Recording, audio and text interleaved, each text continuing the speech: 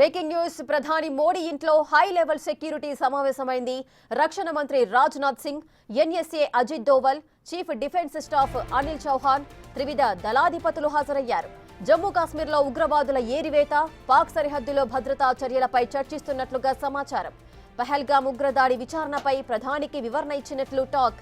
CDS, త్రివిధ దళాధిపతులు రావడంతో సమావేశంపై ఉత్కంఠ నెలకొంది.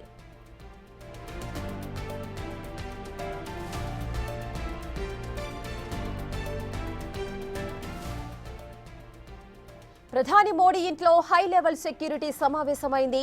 రక్షణ మంత్రి Rajnath Singh, NSA Ajit Doval, chief defence staff Anil Chauhan, త్రివిధ దళాధిపతులు హాజరయ్యారు. జమ్మూ కాశ్మీర్లో ఉగ్రవాదుల ఏరివేత, పాక్ సరిహద్దులో భద్రతా చర్యలపై చర్చిస్తున్నట్లు సమాచారం. పహల్గామ్ ఉగ్రదాడి విచారణపై ప్రధానికి వివరణ ఇచ్చినట్లుగా టాక్. సిడిఎస్, త్రివిధ దళాధిపతులు రావడంతో సమావేశంపై ఉత్కంఠ నెలకొంది.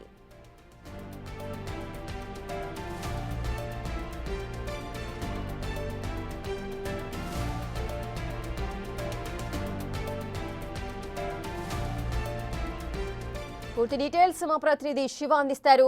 శివ, సిడిఎస్, త్రివిధ దళాధిపతులు కూడా మోడీ నివాసంలో సమావేశమయ్యారు. ఈ భేటీలో ఏ అంశాల గురించి చర్చకొస్తున్నాయి?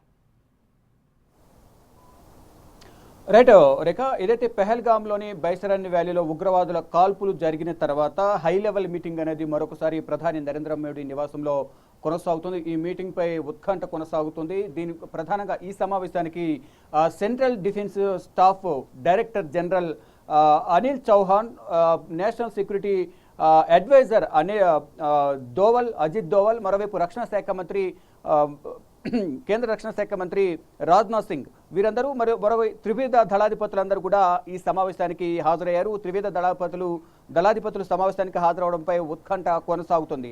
వీరందరూ కూడా ప్రధానంగా ఇటు జమ్మూ కాశ్మీర్ సరిహద్దుల్లోని భారత్ పాకిస్తాన్ సరిహద్దుల్లో ప్రజెంట్ సిచ్యువేషన్ కానీ, ఏదో పెహల్గామ్ కాల్పులకు సంబంధించి దర్యాప్తు, దానికి సంబంధించి దానికి సంబంధించి ఇప్పటివరకు దర్యాప్తు యొక్క వివరాలు, ప్రధానంగా ఎక్కడి వరకు వచ్చింది దర్యాప్తు అనే దానిపై వివరాలను ప్రధాని నరేంద్ర మోడీకి వివరిస్తున్నట్టుగా తెలుస్తుంది. ఇక మరోవైపు పాకిస్తాన్ ఆర్మీ కాల్పుల విరమణ ఒప్పందాన్ని ఉల్లంఘించి కవింపు చర్యలకు పాల్పడుతున్న నేపథ్యంలో అక్కడ చేపడుతున్న చర్యలకు సంబంధించి ప్రధాని నరేంద్ర మోడీతో చర్చిస్తున్నట్లుగా తెలుస్తుంది. అంటే కీలక పరిణామాలు చోటు చేసుకునే అవకాశం అయితే ప్రధానంగా కనిపిస్తోంది. మరోవైపు ఏదైతే పెహల్గామ్లోని బైసరన్ వ్యాలీలో కాల్పులు జరిగిన తర్వాత వారి ఉగ్రవాదులతో సత్సంబంధాలు కలిగి ఉన్నవారు కానీ, ఉగ్రవాద కార్యకలాపాలు పాల్గొంటున్నట్లు అనుమానాలు వ్యక్తం చేస్తూ నిఘా వర్గాలు ఏవైతే వారి దగ్గర సేకరించిన సమాచారం ఆధారంగా వారి నివాసాలను కూడా కూల్చివేస్తున్న పరిస్థితి కనిపిస్తుంది.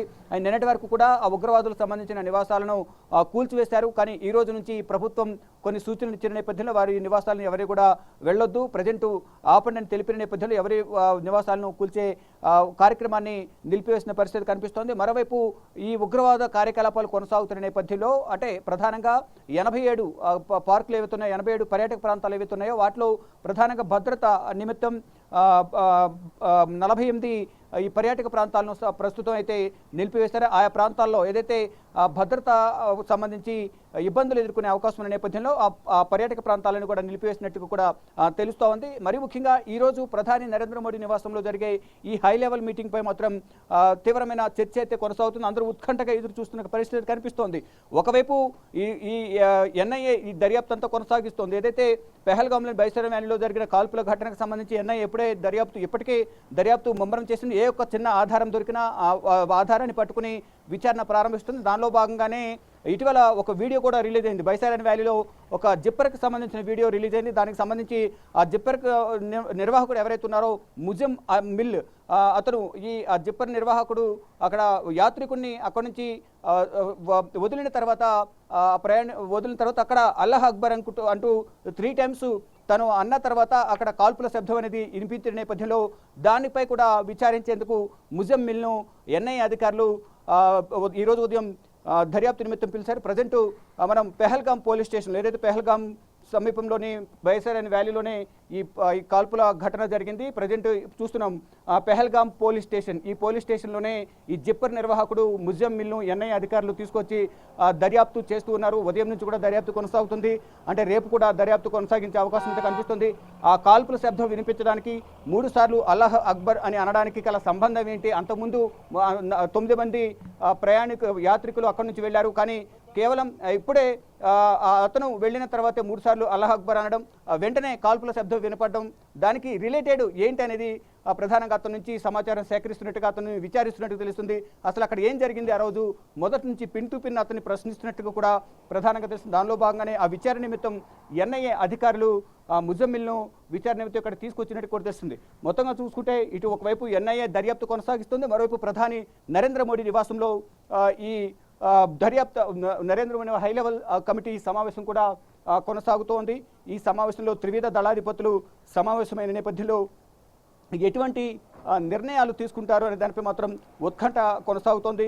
గత 4 రోజులుగా కూడా ఇటు పాకిస్తాన్ కాల్పుల విరమణ ఒప్పందాన్ని ఉల్లంఘిస్తూ పాకిస్తాన్ బోర్డర్ నుంచి ఇటు భారత్లోని ఆర్మీ భారత్ సైనికుల చెక్ పోస్టులే టార్గెట్గా చేసుకుని కాల్పులు జరుపుతోంది. కానీ ఇటు భారత సైన్యం కూడా ధీటుగా సమాధానం చెప్తోంది. మరోవైపు 28 నిన్న రాత్రి మొన్న రాత్రి కూడా ఇటు పూంచ్ సెక్టర్ అలాగే అనంతనాగ్ కానీ ఇతర ప్రాంత బారాముల్లా సెక్టార్లో కుప్వారాలో కూడా కాల్పులకు తెగబడింది. వీటన్నింటినీ కూడా భారత సైన్యం కూడా గట్టిగా తిప్పికొట్టే ప్రయత్నం చేసింది. మొత్తంగా చూసుకుంటే నెక్స్ట్ ఫర్దర్గా ఏం చేయాలి అనే అంశాలపై ప్రధానికి ఇక్కడ ప్రధాని నరేంద్ర మోడీ నివాసంలో త్రివిధ దళాధిపతులతో సమావేశం నిర్వహిస్తున్నట్లుగా కూడా తెలుస్తుంది. దానిలో భాగంగానే రక్షణ శాఖ మంత్రి, త్రివిధ దళాధిపతులు, national security advisor Ajit Doval, మరోవైపు సెంట్రల్ డిఫెన్స్ స్టాఫ్ ప్రధానంగా అనిల్ చౌహాన్ కూడా ఈ భేటీలో పాల్గొన్నట్లు కూడా తెలుస్తుంది.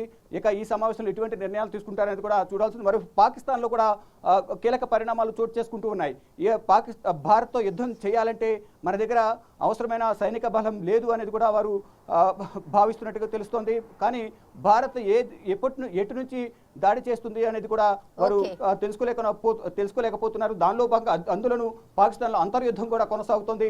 ఇటు BLA బలూచ్ లిబరేషన్ ఆర్మీ, మరోవైపు టెహ్రీక్ తాలిబాన్లకు సంబంధించిన TPT, ఈ 2 ఉగ్రవాద సంస్థలు కూడా అక్కడ పాకిస్తాన్పై దాడి చేస్తున్నాయి. దానిలో భాగంగా పాకిస్తాన్ సైనికులు దాదాపు 70 మందికి పైగా మృతి చెందారు. మరోవైపు భారత్తో యుద్ధం చేయలేక, అంటే సొంత దేశంలో ఉన్న వీరితో అంతర్యుద్ధం చేయాలా, మరోవైపు భారత్పై దాడి చేసేందుకు సిద్ధం కావాలా, ఏం చేయాలో అర్థం కాని పాలుపోని స్థితిలో పాకిస్తాన్ ఉంటే పాకిస్తాన్ ఆర్మీ మేజర్లు రాజీనామా చేయడం, అదే బాటలో సైనికులు కూడా 1200 మంది రాజీనామా చేయడంతో ఏం చేయాలో తెలియని పరిస్థితిలో పాకిస్తాన్ ఆర్మీ ఉంది. ఇక ప్రజెంట్ సిచ్యువేషన్ చూసుకుంటే భారత్ ఆర్మీకి సంబంధించి ప్రధాని నరేంద్ర మోడీ నివాసంలో ఫర్దర్గా ఎటువంటి స్టెప్స్ తీసుకోవాలి అనే దానిపై మాత్రం ప్రధానంగా ప్రధాని నరేంద్ర మోడీ నివాసంలో హై లెవెల్ కమిటీ సమావేశం జరుగుతోంది. Rekha. Right, thank you Shiva, thanks for the live details. రెడ్డిగా ప్రధాని మోడీ ఇంట్లో హై లెవెల్ సెక్యూరిటీ అయితే సమావేశమైంది. రక్షణ మంత్రి రాజ్నాథ్ సింగ్, అలాగే NSA Ajit Doval, chief defence staff Anil Chauhan, త్రివిధ దళాధిపతులు అయితే హాజరయ్యారు. జమ్మూ కాశ్మీర్లో ఉగ్రవాదుల ఏరివేత, పాక్ సరిహద్దుల్లో భద్రతా చర్యలపై చర్చిస్తున్నట్లుగా అయితే సమాచారం అందుతోంది. పహల్గామ్ ఉగ్ర దాడి విచారణపై ప్రధానికైతే వివరిస్తున్నారు. CDS త్రివిధ దళాధిపతులంతా కూడా రావడంతో సమావేశంపై ప్రతి ఒక్కరిలో ఉత్కంఠ నెలకొంది.